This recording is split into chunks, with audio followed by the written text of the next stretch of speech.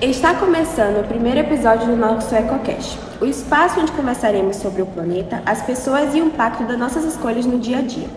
Eu sou Ana Beatriz E eu sou Beatriz Munique. e o papo de hoje é sobre um tema fundamental para entender a relação entre meio ambiente e sociedade, a justiça ambiental. O que ela significa na prática, como as leis, a ciência e a participação social podem reduzir a desigualdade ambiental. Tudo isso entenderemos no episódio de hoje. Para falar sobre isso, convidamos Larissa Cardoso, que é professora e bióloga. Seja muito bem-vinda, Larissa. Obrigada.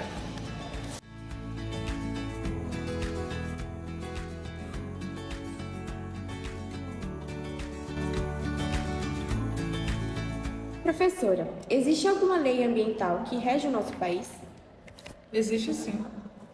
A gente tem a Política Nacional, que é a PNUMA, que é a Política Nacional de Meio Ambiente. Essa é a principal lei que a gente tem.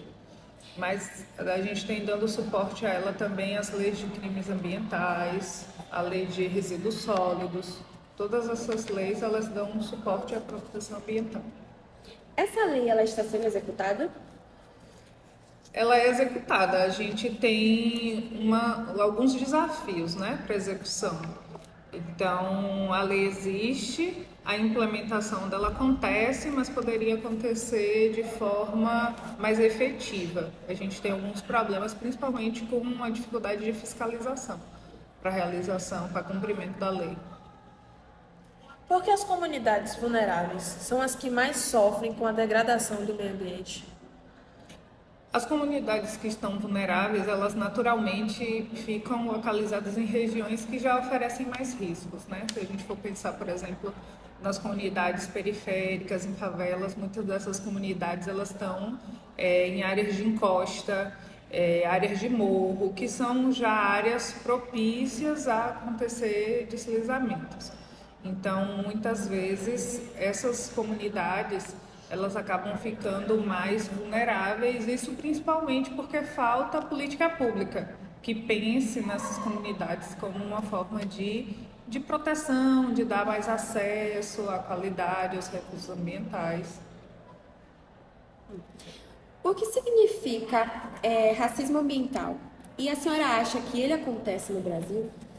Sim, acontece. Racismo ambiental, o racismo, ele já é uma questão estrutural, né? Ela faz parte da estrutura, da construção do nosso país.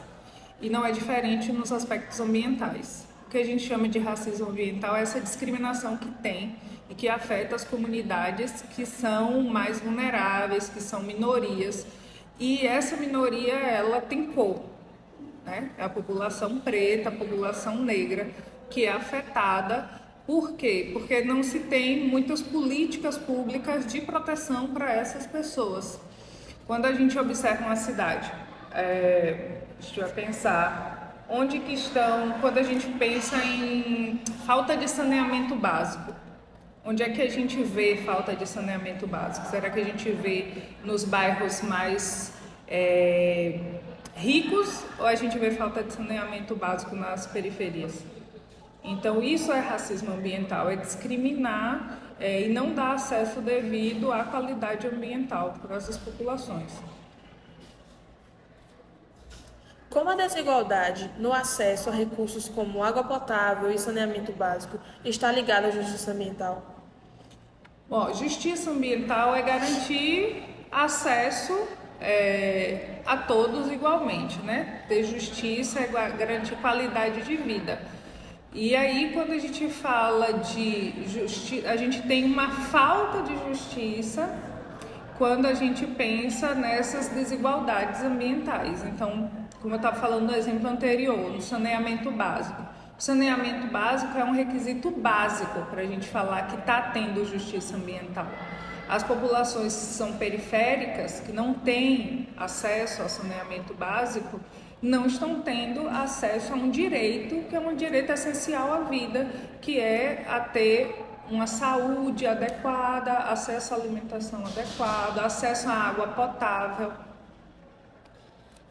Na opinião da senhora, as leis ambientais existentes protegem de fato essas populações mais afetadas? deveriam proteger. Eu acho que não protegem como deveria, porque, como eu falei anteriormente, a gente tem muitos desafios. Nós temos entre as melhores leis ambientais do mundo, né? Porém, a gente tem problemas na fiscalização dessas leis, a gente tem problemas no interesse público, dos políticos realmente implementarem essas leis. Então, eu acho que a gente tem leis muito boas, mas elas ainda não são suficientes, porque se a gente não tem política pública para garantir justiça ambiental, não tem como a gente efetivar. Então não adianta ter lei, a gente pode ter as melhores leis, se elas não forem cumpridas, e para cumprir tem que ter interesse público, tem que ter políticas públicas para implementar. Como a sociedade e a educação podem ajudar a reduzir as injustiças ambientais? Quando a gente fala de educação, a gente fala de formação de pessoas, principalmente para a vida, formação para o mundo.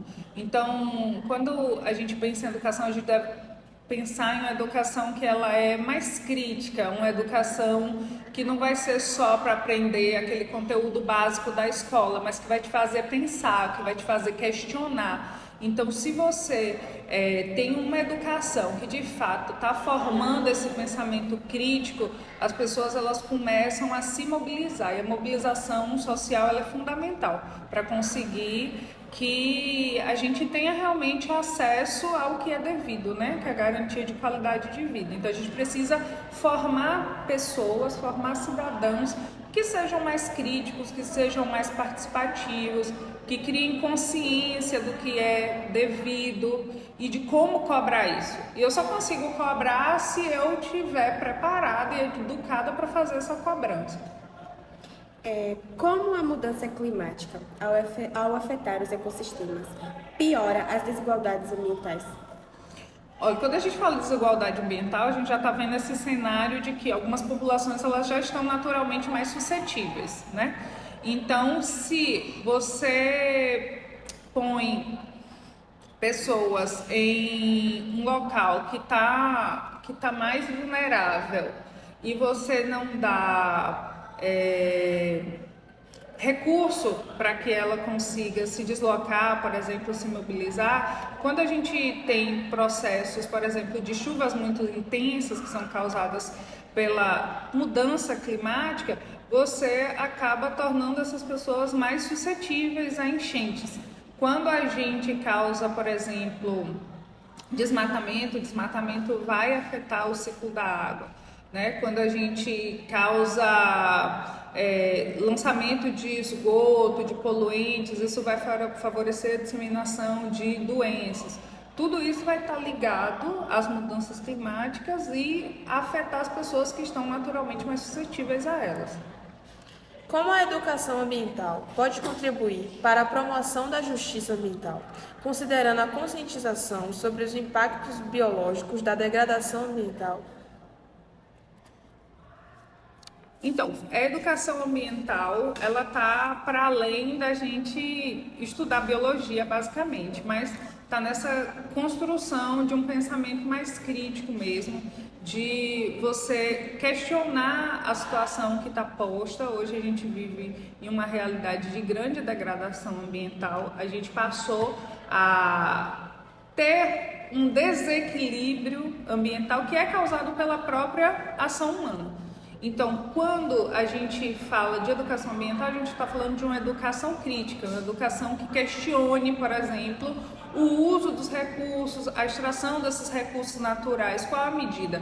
A gente, é comum nos estudos de biologia, na área ambiental, falar em desenvolvimento sustentável, que é a gente conseguir ter um equilíbrio entre economia, entre o social e o ambiental. Só assim a gente conseguiria alcançar justiça social.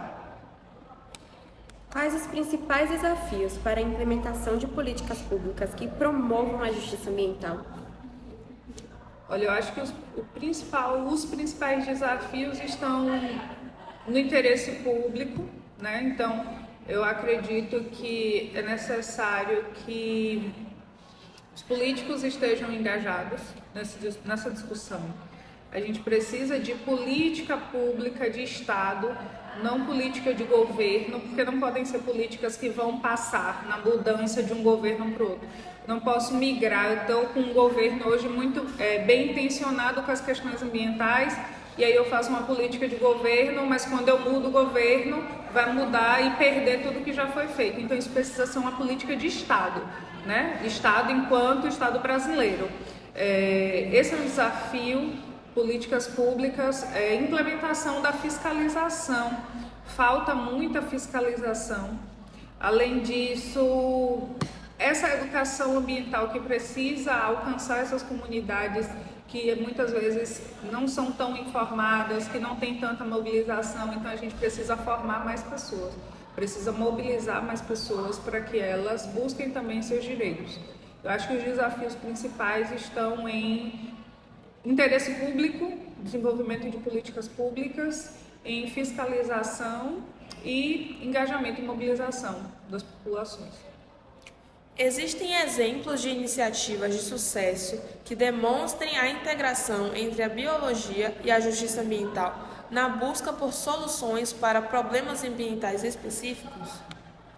Existem muitos programas de sucesso. Aqui próximo da gente, por exemplo, tem o Projeto Tamar. O Projeto Tamar, que vocês devem conhecer, ele está para além de ser um projeto que vai preservar as tartarugas, o que já é muito importante. Mas além disso, o Projeto Tamar ele faz trabalhos com as comunidades pesqueiras da região, formando essas comunidades, capacitando para que eles produzam seus próprios recursos de maneira sustentável, de maneira renovável. Então, o Projeto Tamar é um projeto que é um exemplo muito bom e que está muito próximo da gente. Muito obrigada, professora, por compartilhar tanto conhecimento com a gente de forma tão clara. E obrigado também a você que ficou com a gente até aqui.